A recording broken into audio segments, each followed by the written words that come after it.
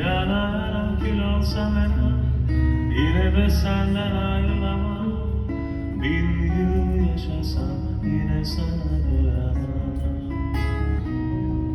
Sana gönlümü verdin nazlı güzel. Seni almazsam gözlerim açık gider. Bana ellerini ver, hayat seni sevince güzel.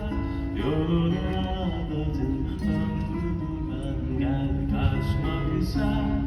Bana ellerini ver, hayat seni sevince güzel. Sana gönlümü verdim nazlı güzel.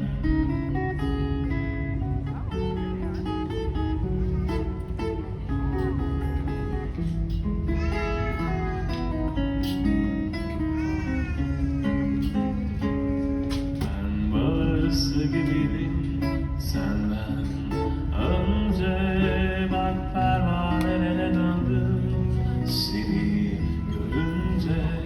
Yanara gül olsam yine de senden ayrılamam. Yoluna adadım ömrümü ben, sensiz olamam. Yanara gül olsam yine de senden ayrılamam. 1000 yıl yaşasam yine sana doyamam. Sana gönlümü verdim nazlı güzel.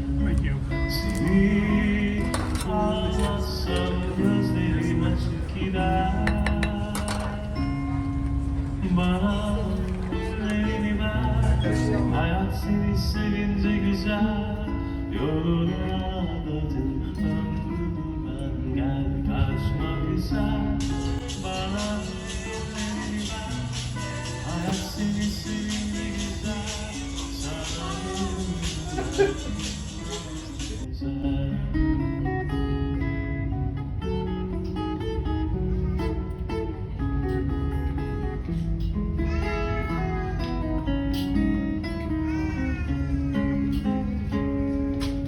Bağırsı gibiydim senden önce, bak pervanelere döndüm seni görünce.